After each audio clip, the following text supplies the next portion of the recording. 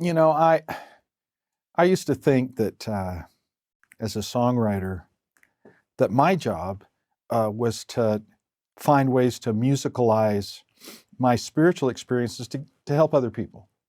Um, Songs like "You're Not Alone" to help remind people. I thought that was my gift. I'm here to help you all out.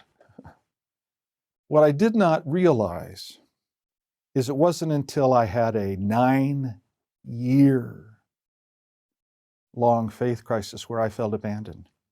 I didn't I didn't think Heavenly Father was hearing any of my prayers because I'd recognized the Spirit throughout my life, and I know that God does answer prayers.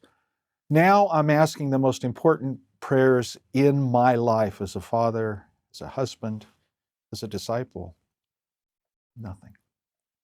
I'm not feeling anything. And I'm agonizing about it, and I'm trying to say, and I'm embarrassed to say this, but you try to blackmail God. Look, I made movies seen by hundreds of millions of people that I wrote and directed, from Mr. Kruger's Christmas to the Missionary Department films. I have witnessed of the truth of the restoration. I think you owe me. And I think you not only owe me, I think you owe me the way I want to hear it. I've decided that there's a God in heaven, but you better answer me the way I need to, and nothing. And I was living in California during the time, and it was a very difficult period for me. And a book had just come out by Mother Teresa about her faith crisis. She had gone, I couldn't believe this as I was reading it, 49 years claiming in letters that she wrote to those she confessed to, I don't feel the Spirit anymore like I did when I became a nun. What am I doing wrong? How have I failed? How have I let you down? And I can't tell anybody about this because I don't want to hurt their faith. I'm the face of the Catholic Church. I don't want to hurt anybody. But I don't know what to do. And I'm reading this, and trust me, I'm not Mother Teresa, and I love that woman. And I grew up in Chicago in the largest Catholic diocese in America. I was surrounded in high school with Catholics who are my dear, dear friends, and loved her. And then I go to bed one night and I think, I kind of get her. Who can I tell? I mean, I wrote songs about "Hold On, the Light Will Come" and "You're Not Alone," and I don't want to hurt anybody's faith, but I'm starting to wonder if I got it all wrong.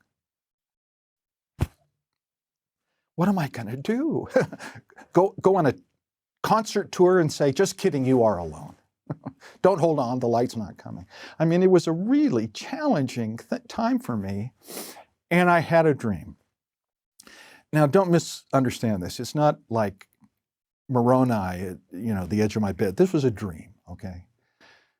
But Mother Teresa, the Catholic nun, comes to the Mormon songwriter in his dream and sings her life.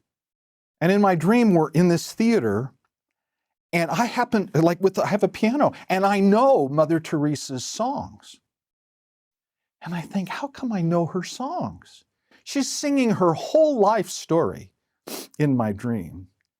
And then it comes to the big moment. In musical theater, they call it the 11 o'clock number, the anchor of what this is all about. And I hear her sing, and I'm accompanying her. And she sings, "I choose to pray to one who doesn't hear me. I choose to wait for love that he conceals. And though God's chosen for now not to be near me, I'm keeping promises my heart no longer feels." Oh, I wake up 4:30 in the morning and I'm sobbing. And I realize this has nothing to do with Mother Teresa. It's about me. Am I, having gone 2 years feeling nothing, am I willing to keep my promises when I don't feel anything? When I don't hear anything?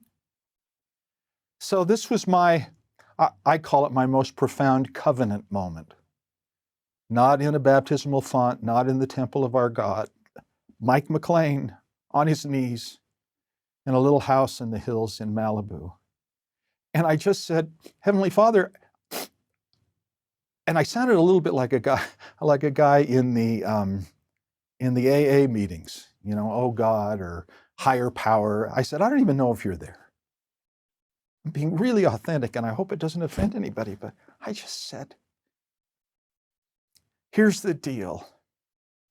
I'm going to quit praying and whining and moaning about why you won't talk to me. But I'm going to covenant with you that I'll keep the promises. I haven't felt anything. I'm starting to wonder if I got it all wrong. And this is embarrassing, but while I'm saying all this, I'm thinking in the back of my head, this is a great prayer. Oh my gosh, my faith crisis is, oh my gosh, this will be over in 6 weeks, 7 weeks. This is I could give talks in church about this. Well, it wasn't 6 or 7 weeks, it was 7 more years. And it got harder. It got harder because I just, how long do you want me to hang on? And how did my Father in heaven answer my 9-year-long prayer? With songs. The reason I get so animated about the Psalms of David, and the reason that I think it's so important, and the reason I see things in a slightly different way is because for 10 days, brothers and sisters, in my little studio, I didn't leave my studio for 10 days, there was like a download of songs. I was wondering, what's Jesus really like? Did I just make up some idea or borrow some idea? What's Jesus really like? And for 10 days, it was like people who said, oh, I know him. I knew him in the New Testament. He kicked me out of the temple. You want to know what I think of Jesus? Song. Oh, I'm the woman that he brought back from the dead. You want to know what I think of him? Song. And I'm going through and reviewing all of the characters in the New Testament, and it's like they come into my office. And they say, you think you're having a faith crisis? Don't think you're the only one who's been to this motel. But what happened is Jesus gave me the perfect answer I needed in the perfect way. He fulfilled prophecies in the same order Isaiah had done it. And John the Baptist gave me a song and said, that's what I learned, from a song called Looking for Something Else. And then I started to think, wait a minute. This makes me very emotional. In the songs that heaven had sent me were the answers to 9 years of prayers. And I thought, if Jesus answered a prophet, John the Baptist, with fulfilled prophecies, what would be more perfect than he answered a songwriter with songs? And I started to think, well, I can't imagine that Jesus treats me with the same kind of intimacy and the same kind of personalness that he treated John the Baptist. That can't be right.